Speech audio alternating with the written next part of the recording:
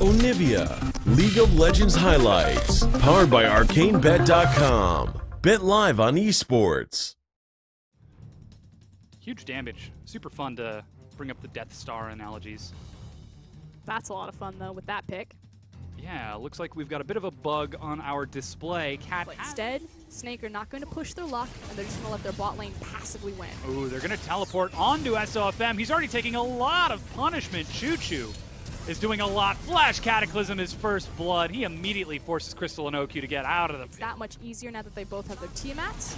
Ooh, so here we go. Karin has found Crystal on a warding mission as if almost on a timer. The exact same warding path. Setting up their play bottom. They need to place a ward, however, for Lies to TP. Ooh, they found Crystal, and they've got a lot of crowd control. He flashes, but still dies, having seen the play.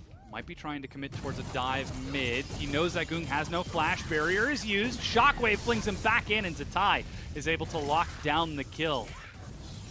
Finally, they get the minions up towards the turret. Another auto attack. Flash ultimate. They've tagged Crystal. He's locked down. There's so much crowd control, but not enough follow-up just yet. The pull to get Cat back in. He's not tanky just yet, but here's Lies flanking from the side. The supports go down. And the tower didn't... There's a teleport. Conversation for later.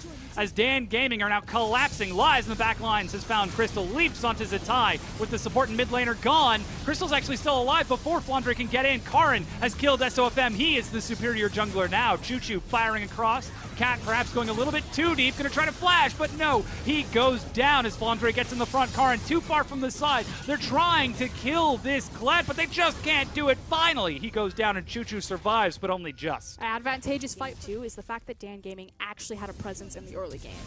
Oh, flash engage onto Crystal. Solar Flare misses, but who needs Solar Flare when you've got a Cataclysm? And Dan Gaming, when they have lead... Trying to collapse onto the Baron pit as it's been started out, but a great wall from Goong. Flandre makes it through. That's not even possible. He's onto Goong, is forcing the fight. The Shockwave finds Lies. He's knocked away from the back as SOFM tries to get a kill. The arrow is going to catch Choo-Choo mid-knockup, but he's allowed to walk away. He's like a cat. If there's room for his head, the rest of his body can squeeze through. Zipped in.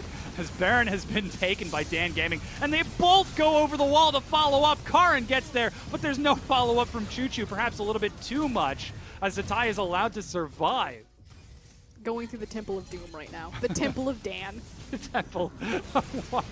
And there's just all of these booby traps, and I just don't know which direction they're going. Oh, they split off Zatai. It's 5 versus 4 as the teleport comes in. Solar Flare onto SOFM as they drop their crowd control. That one direction is in. Cat eats an arrow, but still walks away with his life. Suddenly you have to fit every single pun possible in that one word. No, it's a dense pun, all right? As SOFM has to run through Dan Gaming to get to safety.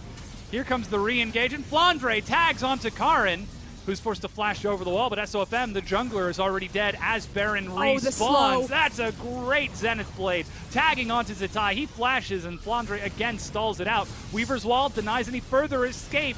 With their backs against the wall, Snake make it back to the turret. The genie from Aladdin. Oh, look at this. The inhibitor turret is finally broken down, and now they push onto the inhibitor without that turret, without charge. It's going to be so difficult. That doesn't stop Flandre from trying as Zatai again tries to set up the combo, but this Baron is so much value. Finally, it's starting to wear off. Oh, here we go. There goes Lies. He's had enough of your shenanigans. Goong and Choo-Choo firing across. Goong goes down, exhaust. Karin flashes in to try to get some damage. Redemption tops them off. Flandre finally drops Cat in the back line. The huge knock-up. Choo-Choo versus OQ. It's traded, and the ace for Dan Gaming. They are going to beat Snake, and they are taking this series 2-0. The gold deficit spoke for itself right there. By the time Snake were finally ready to pull the trigger, no one followed up on the charge, and Dan Gaming just walked all over them. Oh, yeah. Very calm face out of Dan Gaming. You can see SOFM on your screen, perhaps looking a little defeated after that. Not so much by Dan Gaming, but by Snake themselves over the course of that set.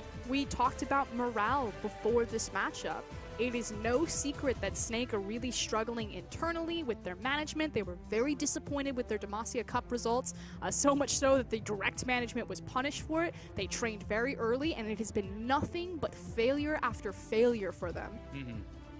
How many times will this team get a pass before they can recover, as they are in a very difficult